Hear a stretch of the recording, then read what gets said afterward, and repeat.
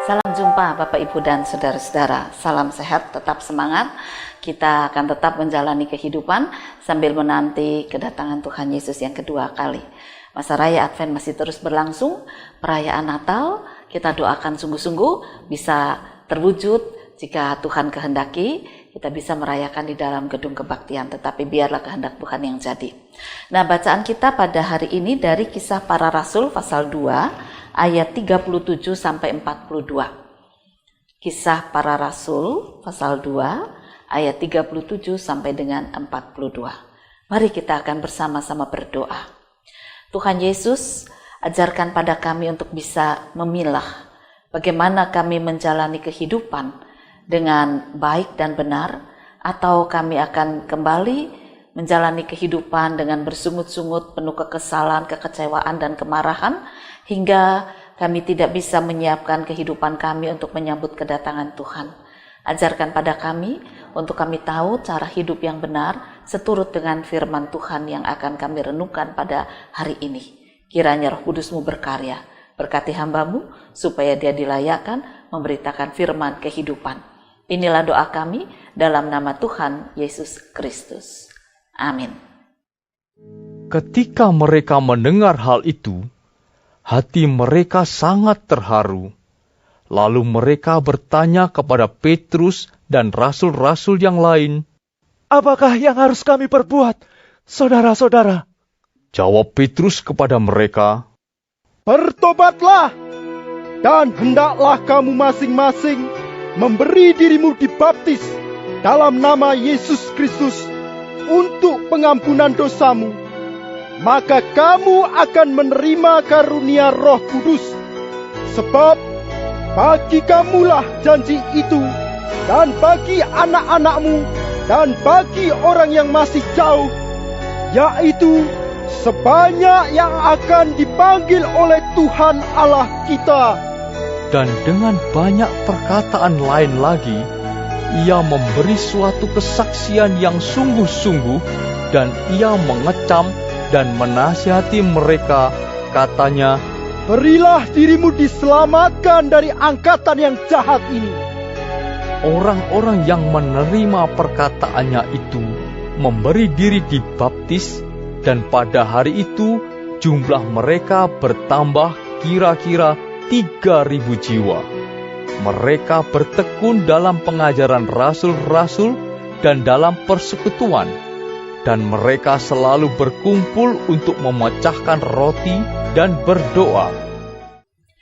Bapak, Ibu, dan saudara-saudara, kita membaca dalam Kisah Para Rasul bagaimana dikatakan bertobatlah kamu. Petrus mengajak supaya orang-orang bisa mengalami pertobatan, lalu meninggalkan kehidupan yang jahat, dan kemudian menjalani kehidupan di dalam pembaharuan melalui baptisan, ya. Nah, bertobatlah dan hendaklah kamu masing-masing memberi dirimu dibaptis dalam nama Yesus Kristus untuk pengampunan dosa, maka kamu akan menerima karunia Roh Kudus. Roh Kudus inilah yang seharusnya kita jadikan sebagai penerang hidup, ya, supaya dengan cahaya Roh Kudus kita boleh mengalami jiwa yang bersinar, hati yang bersinar, pikiran yang bersinar, cara hidup yang bersinar. Dan ketika kita boleh menanti kedatangan Tuhan dengan bersinar, maka ketika cahaya sinar Tuhan datang, kita bisa ketemu cahaya sinar Tuhan, kemuliaan Tuhan ada pada kita. Kita tahu kemuliaan yang sesungguhnya sedang menjemput kita. Kalau kita hidup dalam sinar yang lain, bingung, ini sinarnya siapa, ini sinar siapa. Tapi kalau sudah sehati dengan sinar kasih Kristus, wah, ini dia Tuhan yang datang, Tuhan Yesus kita. Bukan nabi palsu, bukan Tuhan palsu, tetapi Tuhan Yesus. Kalau hati kita bersinar seperti hati Kristus. Bapak, Ibu, dan saudara-saudara, satu keluarga sore itu sudah mandi, rapi, siap untuk jalan-jalan, untuk makan malam di luar. Karena sesuai dengan kesepakatan keluarga hari itu, mereka mau berkumpul untuk bisa sedikit shopping, jalan-jalan, bersenang-senang.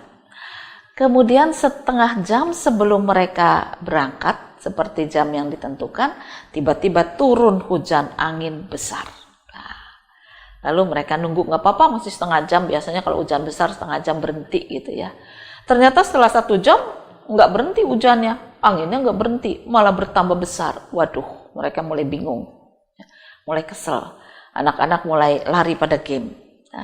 Ibunya berpikir-pikir apa yang harus mereka lakukan ya, membatalkan atau terus. Bapak lalu tidur di sofa, hanya ditutup pakai bantal. Akhirnya ibu itu memutuskan kalau sampai seperempat jam lagi hujan belum berhenti berarti batal. Ya, karena hari sudah lebih larut dan dia harus menyiapkan makan malam. Oleh karena itulah dia masuk ke kamar, dia berdoa, selesai berdoa, ternyata hujan belum berhenti, lalu dia ganti baju. Dan keluar kamar, dia bilang pada bibi, siapin makan deh, kita nggak jadi keluar. Apa yang masih ada, boleh kamu siapkan untuk makan malam. Bibinya bingung, aduh, tadinya mau istirahat sore-sore, sekarang kok malah masak lagi. Ya udahlah, gitu ya. Lalu ibu itu duduk dan kemudian dia mulai memutar lagu-lagu pujian. Dia mau menghibur hati dan dirinya bukan dengan kekesalan, kekecewaan karena hujan, tetapi dengan memuji dan memuliakan Tuhan. Mulai dia nyanyi 1-2 lagu dia ulang-ulang, hatinya mulai gembira, hatinya mulai bersinar, pikirannya mulai tenang, tidak ada lagi kekecewaan. Dia berkata, Tuhan, saya bersyukur bahwa hari ini kami boleh berkumpul di rumah untuk bisa makan bersama di rumah dan bukan di tempat lain. Lalu ketika ibu itu masih memuji Tuhan, tiba-tiba anak yang kecil, anak lakinya itu keluar dari kamar sambil berkata, aku kesel gitu ya. Loh, biasanya kamu kalau udah main game gak kenal waktu, kok ini ngaren kesel, ibunya berkata begitu ya.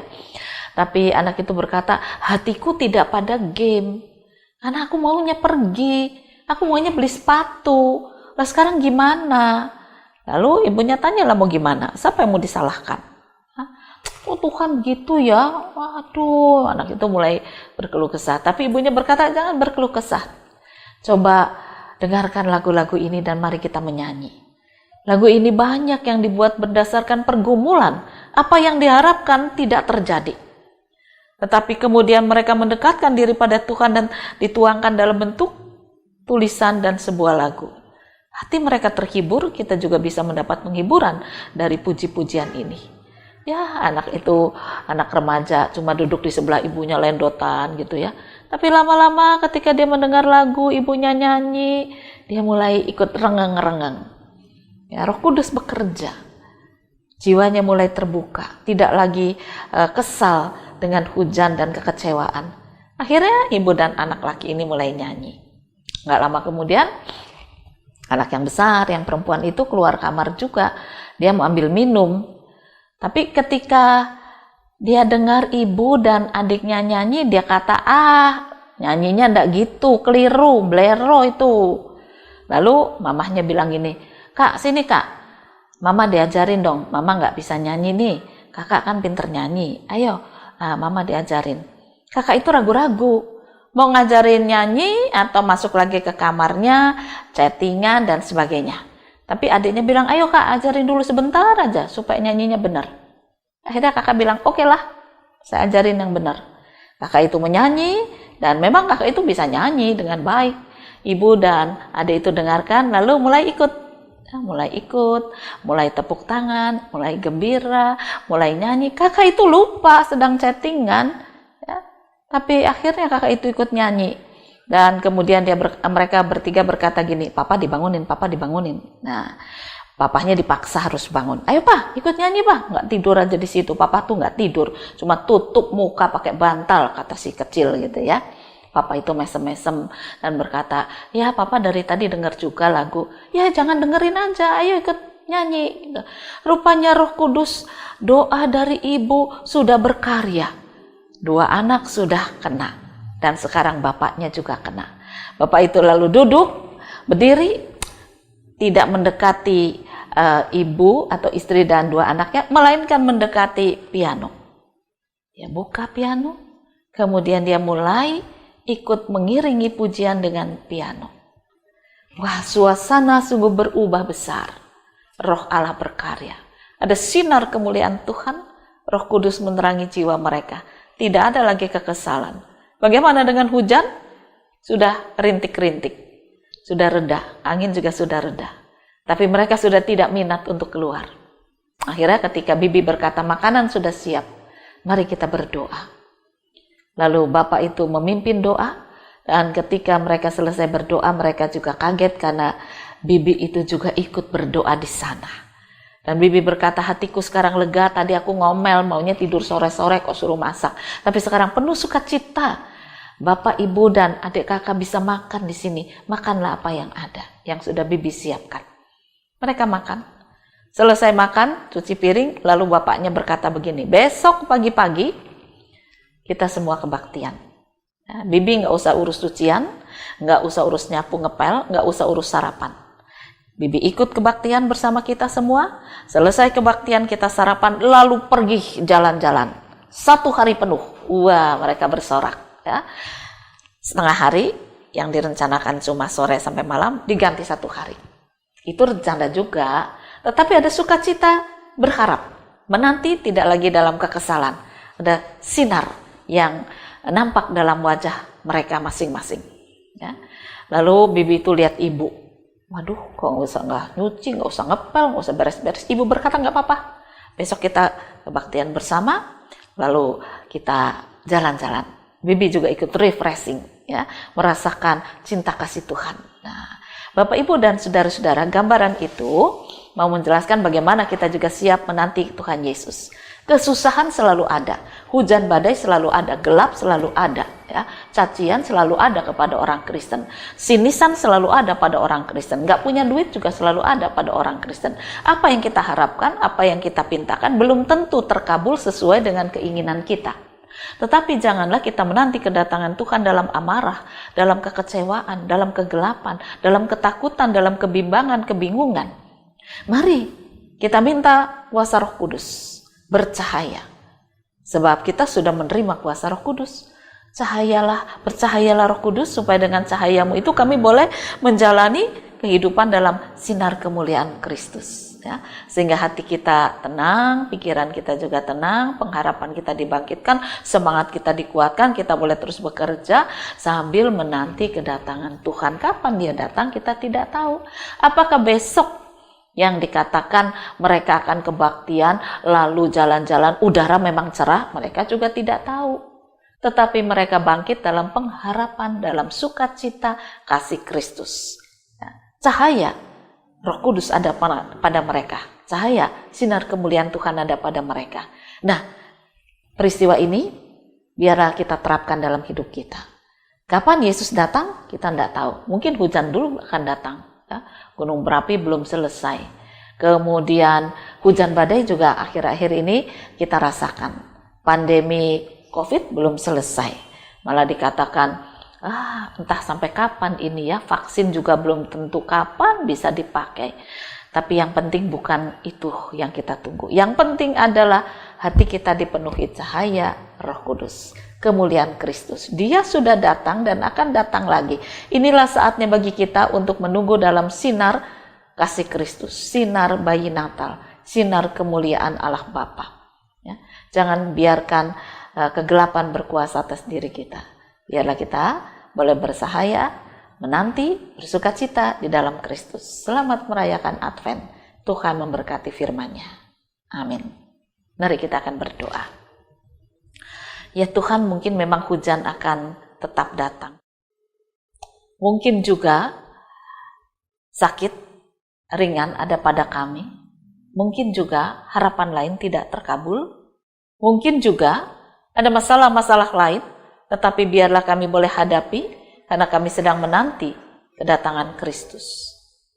Cahaya Roh Kudus hendaknya ada pada kami, sehingga dengan cahaya kemuliaan Tuhan itulah kami boleh bersinar menanti kedatangan Sang Mesias kehidupan kami.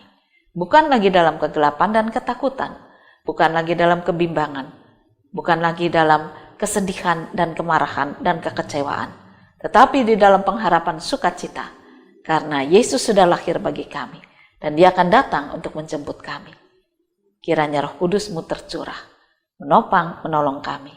Inilah doa kami dalam masa raya Advent ini.